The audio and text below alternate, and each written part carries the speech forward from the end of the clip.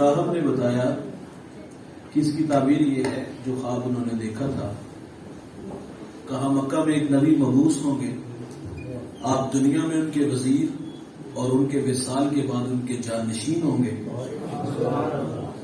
یہ خواب کی تعبیر بیان کی اور سیدنا صدیق اکبر رضی اللہ تعالیٰ عنہ نے اس کو راز میں رکھا، اس کو بیان نہ کیا.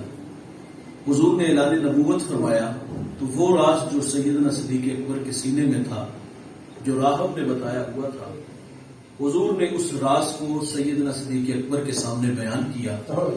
آگے بڑھ کے حضور کو سینے سے لگایا، ماتھا چوما اور کلمہ پڑھ کے محمد عربی کے غلام بن جاتے ہیں. سیدنا صدیق اکبر رضی اللہ تعالی عنہ کی ولادت آپ واقع فریل کے بعد 2 سال بعد 2 سال 4 ماہ بعد مکہ المکرمہ کے میں آپ کی ولادت ہوتی ہے. آپ کا نام عبداللہ بن عثمان ہے.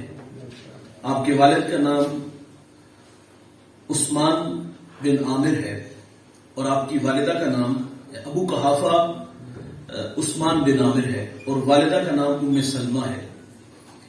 سیدنا صدیق اکبر رضی اللہ تعالیٰ عنہ کا اعزاز ہے کہ آپ کی 4 پشتیں شرف صحابیت سے ممتاز ہوئی ہیں. یہ کسی صحابی کا اعزاز نہیں جو سیدنا صدیق اکبر رضی اللہ تعالیٰ عنہ کا اعزاز ہے. اور آپ کے 2 لقب ہیں عتیق اور صدیق. اور صدیق کا لقب سیدنا صدیق اکبر کو کب ملا؟ جب حضور معراج سے واپس آئے اور آ کر کے حضور نے فرمایا کہ میں رات کے مختصر سے وقت میں مسجد حرام سے مسجد اقصی تک گیا بھی ہوں اور واپس بھی آیا ہوں. جب یہ بات کی تو لوگوں نے ڈھول پیٹے، ڈرم پیٹے کہ بھلا یہ کیسے ہو سکتا ہے. ابو جاہل کو موقع ملا، اس نے کہا یہی موقع ہے پھسلانے کا. اس نے جا کر کے کہا کہ کوئی کہے کہ میں رات کے مختصر وقت میں گیا بھی ہوں اور آیا بھی ہوں، یہ بات سمجھ میں آتی ہے، ماننے کو ہے. تو آپ فرماتے کوئی کہے تو ابو بکر نہیں مانے گا. تو کہا یہ تیرے دوست محمد نے دعویٰ کیا ہے. فرمایا وہ کوئی تو نہیں، اگر انہوں نے دعویٰ کیا ہے وہ گئے بھی ہے، میں صدیق اس کی تصدیق کرتا ہوں آئے بھی. تو سیدنا صدیق اکبر رضی اللہ تعالیٰ عنہ کے ساتھ میرے رسول کی بے پناہ محبتیں، بے پناہ پیار. اللہ کے حبیب صلی اللہ علیہ وسلم نے فرمایا کہ جس کو بھی میں نے دین دیا ہے اس نے تعامل تردد سے کام لیا ہے، لیکن انہیں دعوت دین دی، انہوں نے بلا تعامل ایمان کو قبول کیا ہے. ایمان لانے میں سبقت اختیار کرنے والی شخصیت کا نام ابو بکر ہے. بعض نے لکھا ہے کہ سب سے پہلے ایمان جو ہے وہ سیدہ خدیجہ رضی اللہ تعالی عنہا لائی ہے. یہاں علماء نے تطبیق کی کہ مردوں میں سب سے پہلے ایمان صدیق اکبر لائے، خواتین میں سب سے پہلے ایمان سیدہ خدیجہ رضی اللہ تعالی عنہا لائی، اور بچوں میں سب سے پہلے ایمان. اچھا یہ واقعہ بڑا دلچسپ ہے. حضرت علی کا بچپنا تھا، 10 سال عمر تھی. حضور نے فرمایا لوگوں کو بلاؤ، ہم کھانا دیں گے، بعد میں بات سنائیں گے. لوگ جمع ہوئے تو حضور نے کھانا انہیں دیا اور بات سنانے لگے تو لوگ اٹھ کے چلے گئے، انہوں نے بات سنی نہیں. حضور فرماتے دوبارہ بلاؤ، کھانا بعد میں دیں گے، پہلے بات سنائیں گے. لوگ جمع ہیں، کھانا دیا گیا. حضور نے کھانا بعد میں دینا تھا، کھڑے ہو گئے اور فرمایا کوئی ان راہوں پر میرا راہی بنے گا، کوئی میرا معاون، میرا مددگار بنے گا. راوی لکھتا ہے زبانیں گنگ ہو گئی، کوئی نہ بولا. اس مجمع میں ایک بچہ اٹھا جس کا قد چھوٹا تھا، پیٹ بڑا تھا. تن پہ اس نے قمیض پہنی تو اس کی 2 جیبیں تھی، ایک سے کھجور نکالتا ہے، دوسرے میں گٹھلی ڈالتا ہے. ایڑیوں کے بل کھڑا ہو گیا اور پوری قوت سے بولا. حفیظ جلندری اس بچے کے جذبوں کو بیان کرتا ہے کہ اس بچے نے کہا کہ میں اس بڑی بزم میں یہ اعلان کرتا ہوں خدا کے اس نبی پر جان و دل قربان کرتا ہوں. یہ اس قوم کی قسمت کہ انہوں نے کہا ایک بھائی نبی اور دوسرا بھائی امتی بن گیا. بچوں میں سب سے پہلے ایمان لانے والے مولا کائنات رضی اللہ تعالی عنہ ہیں، اور جو آزاد غلام تھے ان میں سب سے پہلے ایمان لانے والے حضرت زید بن حارثہ ہیں، اور غلام ابن غلام جو تھے ان میں سب سے پہلے ایمان لانے والے حضرت بلال حبشی رضی اللہ تعالی عنہ کی ذات ہے. کریم آقا صلی اللہ علیہ وسلم نے صدیق اکبر سے بے پناہ محبت فرمایا دنیا میں سب کو صلہ دیا ہے، ابو بکر کو صلہ قیامت کے دن میرا رب ہی عطا فرمائے گا. اللہ جنت کے 8 دروازے کھولے گا، کائنات میں یہ بخش خواہش شخصیت جس کے لیے اللہ جنت کے 8 دروازے کھول دے گا، آپ کا جس دروازے سے جی چاہے گا اس دروازے سے داخل ہو جائے گا۔ یہ سیدنا صدیق اکبر کا اعزاز ہے۔ تو حضرت صدیق اکبر رضی اللہ تعالیٰ عنہ کی سرکار صلی اللہ علیہ وسلم سے جو والہانہ محبتیں تھی وہ سنیے گا۔ انسان فطری طور پر 4 چیزوں سے محبت کرتا ہے۔ وہ فطری محبتیں کون کون سی ہیں؟ وطن ہے، مال ہے، اولاد ہے اور جان ہے۔ یہ 4 فطری محبتیں ہیں جن سے انسان ٹوٹ کے محبت کرتا ہے۔ آپ شاید نگر کے رہنے والے ہو، آپ کو عارضی رہائش یہاں سے علی پور چٹھا یا بچوں کی تعلیم کے سلسلے میں آپ کو لاہور یا اسلام آباد جانا ہو، عارضی ہے، گھر یہاں ہے، زمینیں یہاں ہیں، کاروبار یہاں ہے، یہ صرف بچوں کی تعلیم کی خاطر ہمیں 2-4 سال کے لیے یہاں سے لاہور اسلام آباد جانا پڑا، حالانکہ ہم ہفتے میں 2-3 دفعہ گھر چکر بھی لگا لیتے ہیں۔ مجھے بتائیے گا یہاں سے لاہور جانا آسان ہوگا؟ عارضی رہائش اسلام آباد لے جانا کیا آپ کے لیے آسان ہوگا؟ بھائی جان گلیاں دے کھ بھی رون لگ پیندے نے، اپنا گھر چھوڑنا، اپنا وطن چھوڑنا اتنا آسان نہیں ہے۔ یہ فطری محبت ہے، وطن کی محبت فطری محبت ہے۔ حضور جب مکہ سے مدینہ آئے نا تو اللہ کے حبیب فرماتے ہیں میں مکہ تجھے کبھی بھی نہ چھوڑتا اگر یہ لوگ مجھے یہاں سے نکلنے پہ مجبور نہ کرتے۔ حضور جب مکہ سے مدینہ آنے لگے تو عثمان بن طلحہ جن کے پاس کعبۃ اللہ کی چابی تھی فرمایا مجھے چابی دو، میں نے یہاں نماز پڑھنی ہے۔ تو انہوں نے کہا کہ میں آپ کو کبھی بھی نہیں دوں گا۔ تو حضور فرماتے ایک وقت آئے گا کہ یہ چابی میرے پاس ہوگی اور تم دیکھو گے۔ اس نے کہا یہ باتیں ہی ہیں۔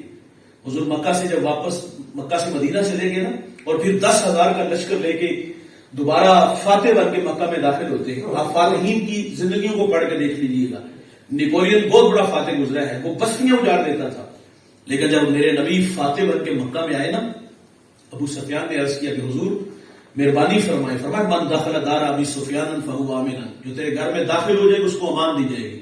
عرض کیا گھر تو چھوٹا ہے، فرمایا جو شہر حرم میں داخل ہو جائے، کنڈیاں بند کر دے، ہتھیار پھینک دے، میں امان دیتا ہوں۔ اور حضور جب فاتح بن کے مکہ میں آئے تو آپ کی پیشانی اونٹ کے کوہان کے ساتھ لگی ہوئی تھی، اس تواضع اور انکساری سے داخل ہوئے۔ مکہ میں لوگوں نے بڑے دکھ دیے تھے، ان کی کم سے کم سزا کیا ہوتی یار؟ شہر سے نکال دیا جاتا، لیکن حضور نے کیا فرمایا؟ لا تثریب علیکم اليوم، فرمایا آج کے دن تم پر کوئی مواخذہ نہیں، فرمایا میں محمد تم سے وہی کہوں گا جو میرے بھائی یوسف نے اپنے بھائیوں کو کہا تھا، فرمایا میں محمد تم سب کو معاف کرتا ہوں۔ اور پھر عثمان بن طلحہ کو بلایا گیا، فرمایا چابی رہو۔ حضور نے وہاں جا کر کے جو اللہ کے حضور سجدہ کیا اور صحابہ کے سینوں میں دل دھک دھک کرنے لگے کہ یہ اعزاز ہمیں ملے، چابی ہمیں ملے، ہم کعبے کی نوکری کریں، لیکن حضور نے وہی چابی عثمان کو دوبارہ واپس دے دی۔ فرمایا میں نے تمہیں کہا تھا کہ ایک وقت آئے گا کہ یہ چابی میرے پاس ہوگی۔ شہر مکہ کو چھوڑتے ہوئے حضور نے فرمایا تھا کہ میں تمہیں کبھی بھی نہ چھوڑتا اگر یہ مجھے یہاں سے نہ نکالتے۔ تو مکہ کی محبت کیسی تھی دل میں، اس کو چھوڑ دیا۔ حضور جب مکہ سے مدینہ آئے نا تو صحابہ مکے کی جدائی میں روتے تھے۔ حضرت بلال حبشی رضی اللہ تعالیٰ عنہ دکھی اشعار پڑھتے کہ یا اللہ ایک رات ہی دے دے، ہم مکہ میں گزار آئے، اور مکے کی جدائی میں رو رو کے بیمار ہو گئے۔ سیدہ عائشہ رضی اللہ تعالیٰ عنہ نے حضور سے عرض کیا کہ حضور بلال تو رو رو کے بیمار ہو گئے۔ حضور نے ہاتھ اٹھا لی، کہا اللہ تو نے اس طرح ہمارے دلوں میں مکہ کی محبت ڈالی ہے، میں محمد دعا کرتا ہوں 2 گنا زیادہ ہمارے دلوں میں مدینے کی محبت ڈال دے۔ یہ فطری محبت ہے بھائی۔ اور پھر جب حضور مدینہ چلے گئے نا اور مدینہ کی آپ کہیں سفر سے جب واپس آتے تو مدینے کی حدود میں داخل ہوتے تو آپ سواری کو تیز دوڑاتے تھے۔ یہ محبت ہے وطن کی۔ اور آپ اپنے پردیسی بیٹوں سے پوچھ لو کہ وطن کی محبت ہوتی کیا ہے۔ جب یہاں سے وہ اڑان بھرتے ہیں نا 7 سمندر پار اپنوں سے دور، بالکل ابھی جوانی کی دہلیز پہ قدم ہوتی ہے، 18-20 سال عمر ہوئی، اور اپنے پیاروں کو چھوڑ کر کے ہماری خوشیاں حاصل کرنے کے لیے جب پردیس میں 2-4-5 سال کا ویزا لگوا کے جاتے ہیں، ان سے پوچھو وطن کی محبت کتنا تڑپاتی ہے۔ وطن چھوڑنا اتنا آسان نہیں یار۔ اور پھر یہ پردیسی جو ہوتے، مجھے دبئی میں ایک دوست ملے، میں نے کہا یار 4 مدت ہوگی آپ کو یہاں، واپس آ جاؤ۔ تو مجھے کہتے ہیں یار میری وجہ سے میرے گھر کے 8 افراد اچھی زندگی گزار رہے ہیں، انہیں اچھی غذا بھی ملتی ہے، میرے چھوٹے بھائی اچھی تعلیم حاصل کر رہے ہیں، میری بہنیں اب بڑی ہو گئی ہیں، ان کے لیے جو ہے وہ جہیز بھی تو اکٹھا کرنا ہے. تو جو پردیس میں گئے ہیں اس اکیلے کو ہمارے یہاں جتنے بھی ہیں نا گھر کے افراد سب کی فکر ہوتی ہے. بھائی نے کہا کہ مجھے اچھا موبائل چاہیے, اس نے یہ نہیں کہا یہ نہیں ملے گا, اس نے کہا بھائی انشاءاللہ اگلی سیلری ملے گی تو میں تمہیں موبائل بھی دے دوں گا. ہمیں گھر سے کسی نے پیغام, بہن نے, بھائی نے, کسی نے بھی کوئی خواہش کی تو اس نے ہماری خواہش کو پورا کیا. لیکن دکھ بڑی کہانی یہ ہے کہ ایک پردیسی جو 10-20 سال پردیس پہ ہے, ہمیں تعجب ہوتا ہے کہ یار گھر کے بڑوں کو, بھائیوں کو, بہنوں کو یہ خیال کیوں نہیں آتا کہ اب اس کو واپس آ جانا چاہیے, ہم اس کے پیسے کچھ تو ہم جو ہے نا وہ تھوڑے سے سیو کر لیں اور ہم فیصلہ کریں کہ ہمارا بیٹا, ہمارا بھائی 10 سال بعد کوئی یہاں آ کر کے اچھا کاروبار کر لے. ابھی 25 تاریخ آتی نہیں تو کال پہلے چلی جاتی کہ پتر پیسے موقع نہیں, بھائی پیسے موقع نہیں. تو پھر جب وہ واپس آتا ہے نا 20 سال بعد بھی آئے گا, نکارا ہو کے جب آئے گا, جہاں سے شروع ہوتا ہے اس کو پھر وہیں سے شروع ہونا پڑتا ہے. وہ ان پڑھ بھائی جس نے اپنی تعلیم کو پیچھے کیا, جس کے پیش نظر اس کے چھوٹے بھائی کے بڑا بھائی بھی تو باپ کی جگہ پہ ہوتا ہے, اس نے اپنے بھائیوں کی طرح, اپنے بیٹوں کی طرح پالا, انہیں پڑھایا. جب بڑے چھوٹے بھائی افسر بن جاتے ہیں, اچھی ان کے پاس نوکریاں ہوتی ہیں, تو اس بڑے بھائی کو کون منہ لگاتا ہے؟ پھر ہم بھی کہتے ہیں کہ تو سارے واسطے کیتا کی ہے. تو ہمیں پردیسی بھائیوں کے حال پہ بھی رحم کرنا چاہیے یار. وہ کہاں سے اٹھا کے ہمیں کہاں تک لائے. ہمارے پاس سائیکل نہیں تھا, آج گاڑی ہے. ہمارے پاس کچا گھر تھا یار, آج 2 کنال کا گھر ہے. ہمارے پاس ایک وقت کا ہوتا تھا, ایک وقت کا ہوتا نہیں تھا. آج دسترخوان پہ انواع و اقسام کے کھانے پھل ہیں یار, یہ اسی کی محنت کا نتیجہ. لیکن آج وہ بیچارہ نکارا ہو کے آیا تو اس کو کوئی قبول ہی نہیں کر رہا. تو خیر یہ دیش کی محبت اللہ نے فطری محبت رکھی ہے, اور یہ اچھی فطرت کی نشانی. میں نے ایک جگہ پڑھا ہے کہ اگر وطن کی محبت سینے میں لانا ہوتی تو یہ جو پسماندہ علاقے ہیں یہ بالکل ختم ہو جاتے. جہاں بندے نے جنم لیا ہو اسے چھوڑنا آسان نہیں ہوتا. تو سیدنا صدیق اکبر رضی اللہ تعالیٰ عنہ نے اس شہر کو چھوڑا جہاں اللہ کا گھر کعبۃ اللہ ہے. اس گھر کو چھوڑا یار جہاں اللہ کی 120 رحمتیں اترتی ہیں. اس شہر کو چھوڑا یار جہاں چپے چپے پہ نبیوں نے قدم جمائے تھے. اس شہر کو چھوڑا جہاں صفا مروہ ہے. اس شہر کو چھوڑا جہاں مزدلفہ ہے, جہاں منا ہے. اس شہر کو چھوڑا جہاں حجر اسود کے بوسے تھے. اس شہر کو چھوڑ کے کہاں آئے؟ یثرب. یثرب کسے کہتے ہیں؟ بیماریوں کا گھر. جو وہاں جاتا بیمار ہو جاتا. وطن کی قربانی دی. لیکن آپ جانتے تھے کہ حضور مکے میں ہے تو مکہ افضل, حضور مدینے تشریف لے جائیں گے تو مدینہ افضل ہو جائے گا. صدر ہر جا کے نشینت صدر است. صدر جس جگہ پہ بھی جا کے بیٹھ جائے نا وہی جگہ مقام صدر ہو جاتی ہے. میرے نبی مکے میں ہے تو مکہ افضل, مدینے میں آئے تو اللہ نے یار مدینے کی خاک میں شفا رکھ دی. باسط علی باسط کہتے ہیں شرف مکان کا نہیں ہوتا, مقیم کا ہوتا ہے. تو آپ نے وطن کی قربانی دی. فطری محبتوں میں ایک محبت مال کی محبت ہے, وطن اور مال. مال خرچ کرنا کیا آسان ہے؟ حضور نے فرمایا تھا کہ ہر امت کا کوئی نہ کوئی فتنہ ہوتا ہے. فرمایا میری امت کا فتنہ دولت ہے. ہمارے معاشرے میں 3 طرح کے لوگ ہیں, ایک غریب ہے, دوسرے متوسط ہے اور تیسرے امیر ہے. اور یہ 3 طرح کے لوگ ہیں معاشرے میں. ان کی زندگی کے چال چلن, ان کا رکھ رکھاؤ, ان کے گھر, ان کے کاروبار, ان کا لباس. ہم لباس سے پہچان جاتے ہیں, ہم گھر دیکھ کر کے پہچان جاتے ہیں, ہم کاروبار سے پہچان لیتے ہیں. ایک سائیکل پہ پھیری لگاتا ہے, ایک ریڑھی پہ پھل لگاتا ہے, ایک نے اپنی دکان بنائی ہوئی ہے, ایک 2 4 5 فیکٹریوں کا مالک ہے, ایک کا گھر کرائے کا ہے, ایک کا گھر کچا ہے, ایک کا گھر 5 کنال کا ہے, 5 کروڑ کا ہے. یہ 3 طرح کے لوگ ہیں نا ہمارے معاشرے میں. ہم یہاں اعلان کریں کہ سر ہمیں مسجد کے لیے, مدرسے کے لیے چلنا چاہیے, تو 3 طرح کے لوگ ہیں, تو پھر تینوں کو اپنی حیثیت کے مطابق ہی خرچ کرنا چاہیے نا. غریب اگر وہ 100 دیتا ہے تو ہمیں سمجھ میں آتی ہے دیہڑی 700 کی لگا کے آیا, ایک 100 دے دیا, یہ اس نے اپنی حیثیت سے بڑھ کے دے دیا. اور جو متوسط ہے, جو دن کا 2000 کما رہا ہے, تو اس کو 100 دینا چاہیے, وہ 500 دے یار. اس کو اپنی حیثیت کے مطابق آنا ہوگا. جو امیر ہے, جو اس سید نگر کا امیر شخص ہمارے یہاں بیٹھا ہوا ہے, تو اگر وہ بھی 100 دے, متوسط بھی 100 دے, غریب بھی 100 دے, بات سمجھ میں تو نہیں آئی. بات سمجھ میں یہ آئی کہ یہ دولت کی محبت ہے. یاد رکھیے گا انسان عادت کا امیر ہوتا ہے اور عادت کا ہی غریب ہوتا ہے. بندہ پیسے سے امیر نہیں ہوتا, یعنی کہ آپ نے کروڑ پتی لوگ دیکھے ہوں گے لیکن دل چھوٹے چھوٹے دیکھے ہوں گے. لیکن ایک بندے کے پاس وہ 500-700 کی دیہی لگاتا ہے لیکن دل آپ کو بڑا نظر آئے گا. بندہ عادت کا امیر ہوتا ہے اور عادت کا ہی غریب ہوتا ہے. تو مسجد میں جب ہم نے اعلان کیا تو پھر نوٹ وہی نکالا امیر صاحب نے, امیر زادے نے بھی, جو سب سے چھوٹا تھا, وہی غریب نے, وہی متوسط نے. یہ دولت کی محبت ہے. لاکھوں نے کروڑوں رکھا یار, آج مر کے کل دوسرا دن. فرمایا کمائے گا تو, بنائے گا تو, بسے گے کوئی اور, حساب تجھے دینا پڑے گا. یہ فطری محبت ہے. دولت خرچ کرنے کو جی نہیں چاہتا. ہاں وہاں خرچ ضرور کرتے ہیں جہاں نفس کو حظ ملتا ہے. 2 ارب کی شادیاں آپ نے سنی, 2 ارب ایک شادی پہ لگا. یہاں لوگوں کو دکھانا تھا, نمائش مقصود تھی نا. راہ خدا میں خرچ کرنا ہو تو وہاں لوگوں کے رویے دیکھنے والے ہوتے. ہم کہتے ہیں مولویوں نے ڈھونگ رچایا, انہوں نے منگل کو سبب بنایا. لیکن دوسری طرف جناب لاکھوں نہیں کروڑوں پھینک دیتے ہیں. یہ دولت کی محبت ہے, یہ فطری محبت ہے. خرچ کرنا آسان کوئی نہیں. تو سیدنا صدیق اکبر کی زندگی کو پڑھ کے دیکھیے گا. آپ فرماتے آقا مال مانگو تو مال دوں گا, جان مانگو تو لو جان میری, نہیں جو نکلے زبان میری کٹا کے رکھ دو زبان میری. مال اللہ کی راہ میں بے دریغ خرچ کیا. دیکھیں 2 طریقے ہیں, اعلانیہ بھی اور خفیہ بھی. یعنی کہ صدقہ اعلانیہ اس وقت جائز ہوتا ہے جب ترغیب دلانا مقصود ہو. ہم نے مدرسہ بنانا ہے, ہم نے یہاں کوئی رفائی کام کرنا ہے, تو اس کے لیے ہم نے ترغیب دلائی. تو یہاں سے ایک شخص اٹھا جی میری طرف سے اتنے پیسے, اس کو دے کر کے دوسرے کے دل میں بھی جذبہ پیدا ہوا کہ اللہ نے مجھے بھی بیڑا دیا ہے. تو اس نے بھی کہہ دی سیمنٹ میری طرف سے, کسی نے سریا کہہ دیا, کسی نے بجری کہہ دی. یہ ہے ترغیب.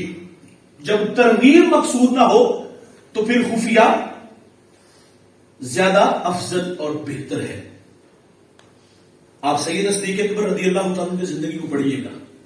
اعلانیہ کس طرح دیا؟ غزوہ تبوک کے موقع پر جب ہرقل نے پکارا, حضور نے ترغیب دلائی, تو بھائی جان اس موقع پر حضرت عمر رضی اللہ تعالیٰ عنہ آدھا لے گئے.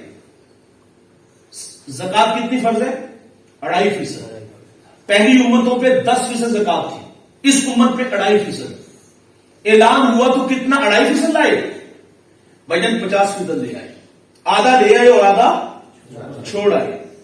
جب آدھا لائے تو دل میں کیا بات تھی کہ آج میں ابو بکر سے بڑھ جاؤں گا. کس بارے میں؟ عمل میں.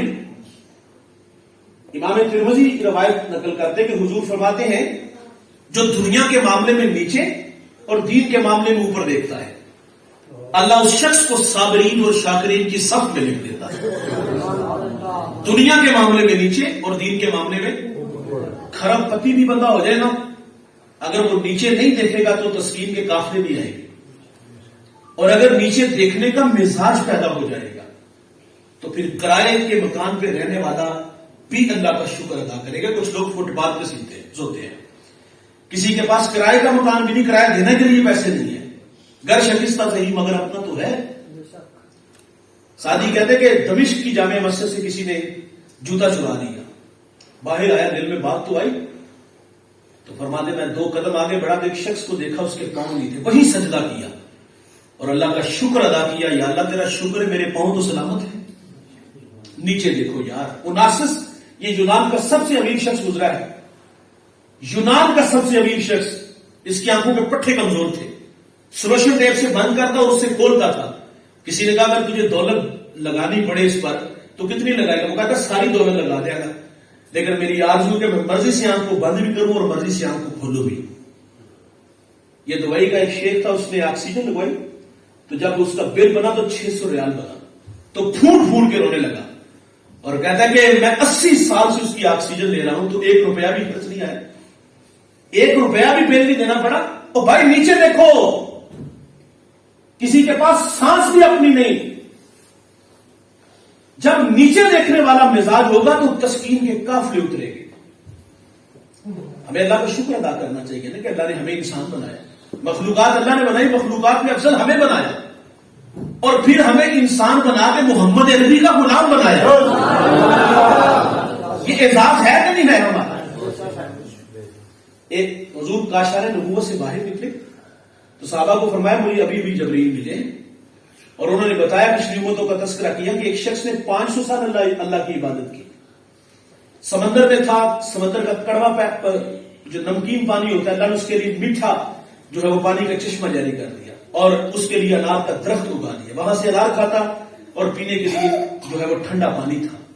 500 سال عبادت کی، اور عبادت کرتے کرتے جب وقت آخر آیا تو عرض کی کہ مالک میری آرزو ہے کہ مجھے حالت سجدہ میں موت آئے اور اسی حالت میں اٹھایا جاؤں، اور عرض کی کہ مالک میرے جسم کو مٹی نہ کھائے. یہ دعا کی، اللہ نے اس کی دعا کو قبول کیا.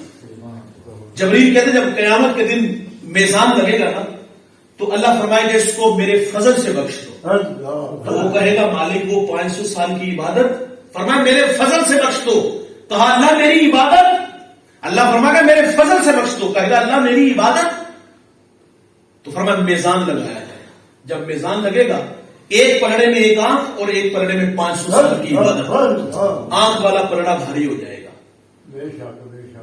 کہا یہ تو صرف ایک آنکھ ہے، ابھی تو دوسرے جو تیرے اوپر احسان کیے ہیں وہ تو بعد میں، اور پھر راندہ درگاہ ہوا، حکم ہوگا اس کو جہنم میں ڈال دو.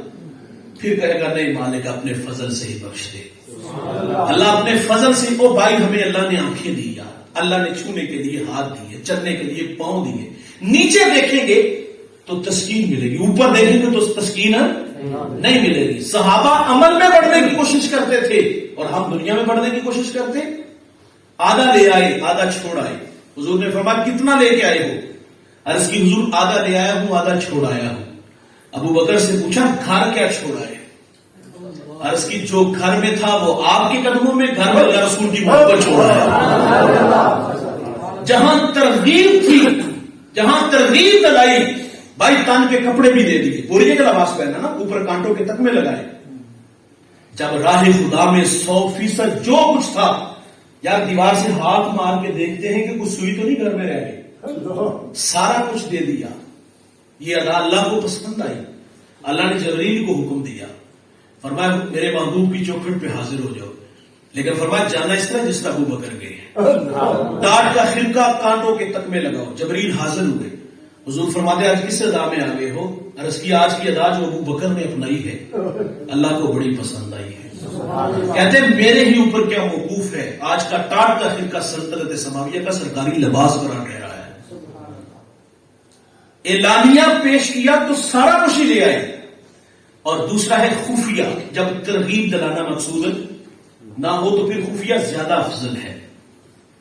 سنیے گا، ویسے ہمارے ہاں تصور یہی ہے کہ جو نیکی وہ ہوتی ہے جو دکھائی دے.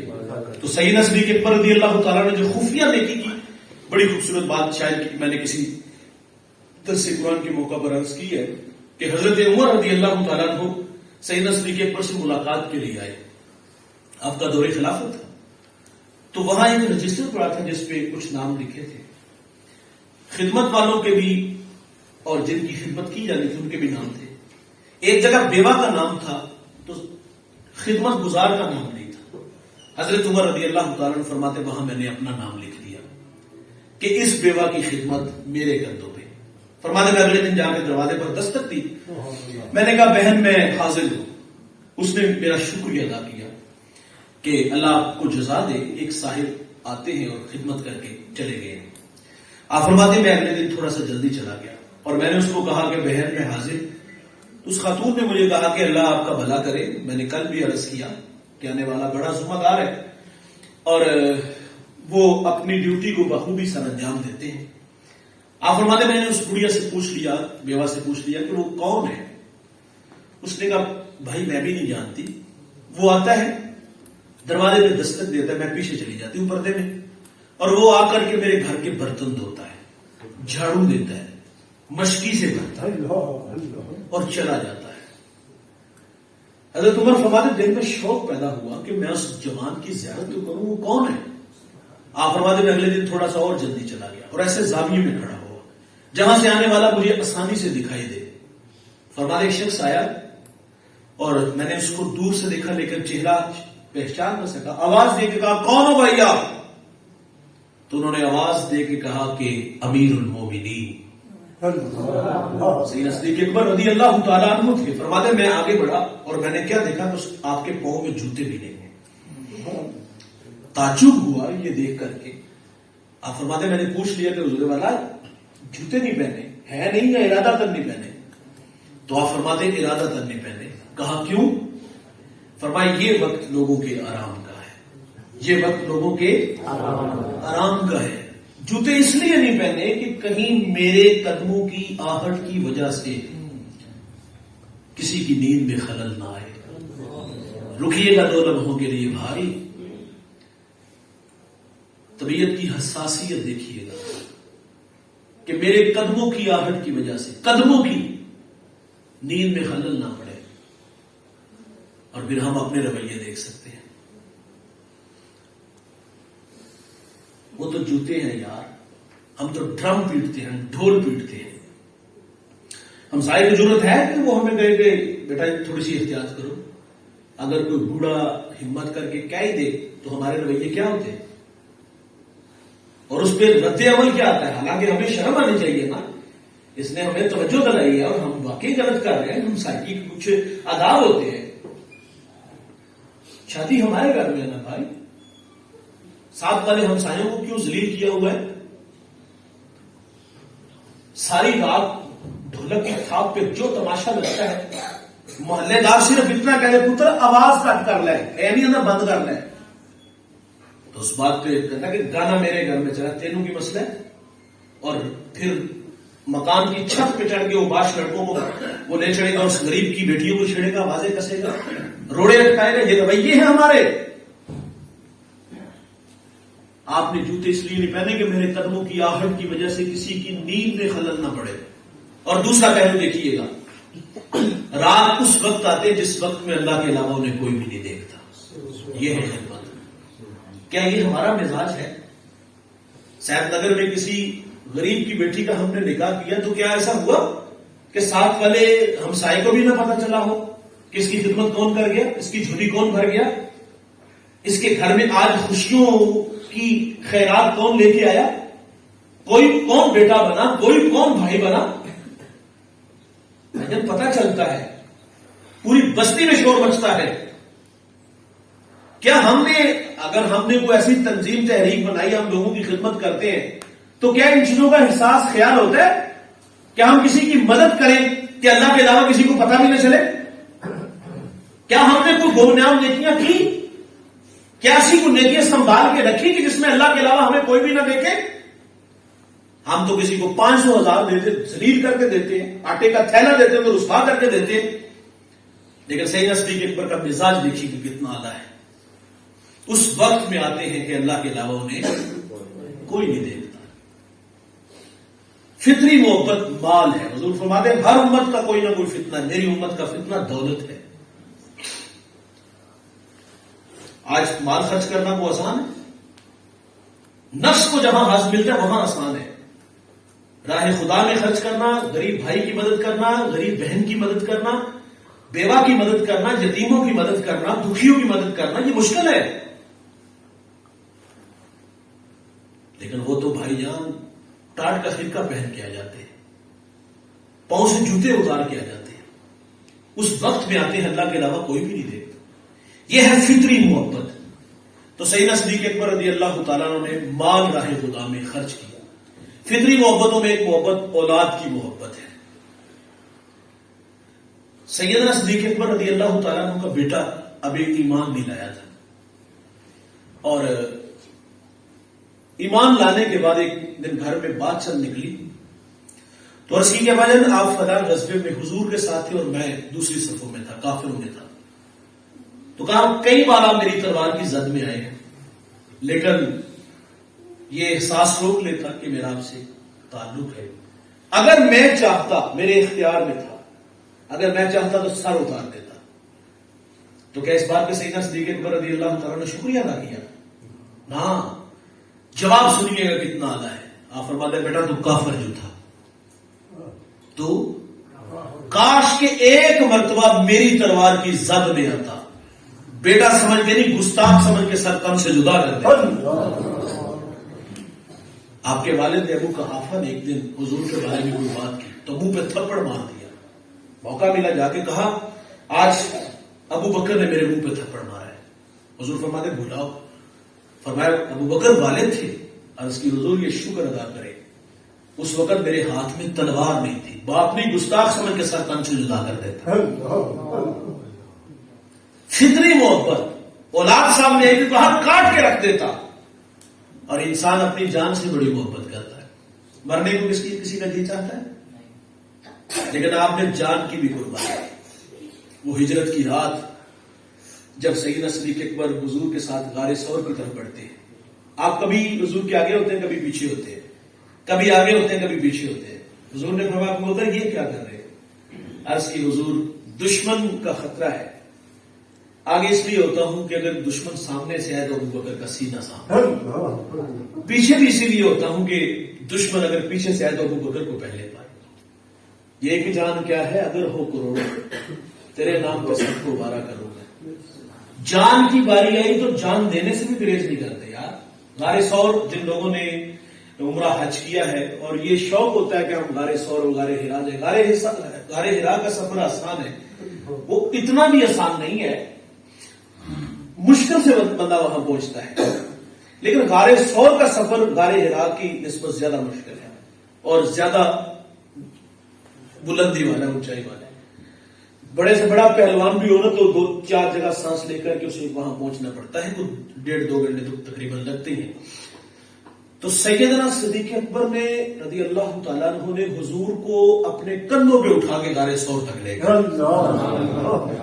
اور پھر سنو یار، عرض کیا حضور آپ یہاں رکیے گا۔ آپ اندر گئے، غار کو صاف کیا، سوراخ تھے، آپ نے اپنی پگڑی اتار کے اس کو پھاڑ کر کے وہ سوراخ بند کیے، یہاں تک کہ اپنی قمیض بھی اتار کے اس کو بھی جو ہے ان سوراخوں میں رکھ دیا۔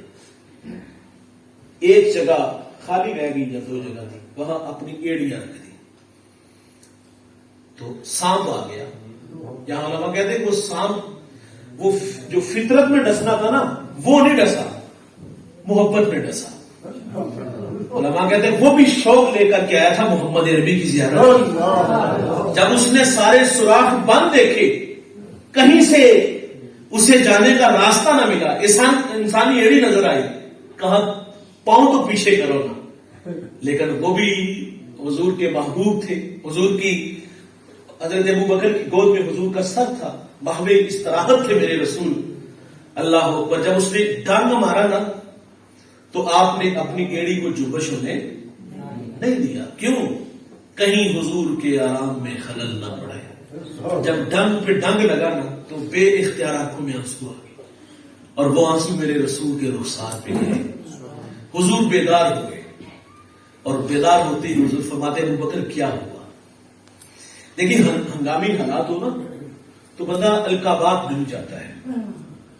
ہماری ہمسائیگی میں پیر صاحب کا گھر ہو، مولانا کا گھر ہو، چور آ جائے تو ان حالات میں کیا وہ القابات بولے گا؟ حضرت علامہ مولانا یا پیر طریقت، رہبر شریعت، دیگر جو القابات کبھی وہ زندگی میں ان کے لیے عقیدت سے بولتا تھا، عقیدت تو اپنی جگہ پہ، لیکن جب ہنگامی حالات ہو تو اس وقت پھر یہی کہا جائے گا نا، چور آ گئے تو چور چور کہا جائے گا نا، القابات نہیں بولے جائیں گے۔ جب سانپ نے ڈنگ مارا حضور نے فرمایا ابو بکر کیا ہوا؟ یہ نہیں کہا کہ حضور سانپ سانپ سانپ، ادب کی کریم نے نہیں بولے۔ آپ فرماتے میرے ماں باپ آپ پہ قربان ہو جائیں، مجھے سانپ نے ڈس لیا ہے۔ یار جان کی باری آئی تو جان دینے کے لیے تیار ہوئی۔ اولاد اگر مد مقابل آتی، کہا بیٹا اگر میری تلوار کی زد میں آتا، بیٹا سمجھ کے نہیں گستاخ سمجھ کے ساتھ تن سے جدا کر دیتا۔ ماں کی باری آئی تو راہ خدا میں سارا ہی لٹا دیا یار، بورے کا لباس پہن کر کے آگے۔ اور اگر وطن کی باری آئی تو اس شہر مکہ کو چھوڑا جہاں چپے چپے پہ نبیوں نے قدم جمائے تھے، اور شہر کو، اس بستی کو آباد کیا جس کو زمانہ جسرت کے نام سے جانتا تھا۔ حضرت سیدنا صدیق اکبر رضی اللہ تعالیٰ عنہ نے چاروں فطری محبتیں راہ دین میں حضور کی محبت میں قربان کر دی۔ اتنا بڑا نام ہے، اتنا بڑا قد ہے، رسول اللہ فرماتے میں نے دنیا میں سب کو سلا دیا ہے، ابو بکر کو سلا قیامت کے دن میرا رب ہی عطا فرمائے گا۔ جس کے شرف بڑے ہیں، اعزازات بہت بڑے بڑے ہیں، ان کی ایک بات سنا کے گفتگو سمیٹ لیتا ہوں۔ اتنا بڑا قد، اتنا بڑا نام، جس کی 4 پشتے شرف صحابیہ سے ممتاز ہو، جس کا اعزاز کہ جبریل اسی لباس میں اور ساتھ فرشتے بھی اسی لباس میں ہو، اتنا بڑا نام ہو یار۔ ذرا ان کی زندگی کو اس پہلو میں بھی دیکھیے گا، ذرا ان کا تقویٰ بھی دیکھیے گا۔ آپ فرماتے کاش کہ میں ایک پرندہ ہوتا، ایک شجر سے اٹھتا، دوسرے کی ٹہنی پہ بیٹھ جاتا، تاکہ میں قیامت کے حساب سے بچ جاتا۔ کبھی کہتے کاش کہ میں ایک سوکھی ہوئی لکڑی ہوتا اور لوگ اس کو جلا دیتے، میں خاک کا ڈھیر بن جاتا۔ اللہ تعالیٰ سے دعا ہے اللہ مجھے آپ کو حضرت سیدنا صدیق اکبر رضی اللہ تعالیٰ عنہ کی اسوہ پہ عمل کی توفیق عطا فرمائے۔ اللہم صلی علی سیدنا مولانا محمد وعلی اصحابہ مبارک وسلم۔ اے اللہ جو کہا سنا ہم سب کو عمل کی توفیق عطا فرما، سب کو دارین کی سعادتوں سے مالا مال فرما، قدم قدم پر حسنات عطا فرما، زندگی شان کی موت ایمان کی عطا فرما، سب کی جوڑیاں رحمت کے زمان سے بھرپور فرما۔ صلی اللہ علیہ نبی الامین وعلیہ وسلم۔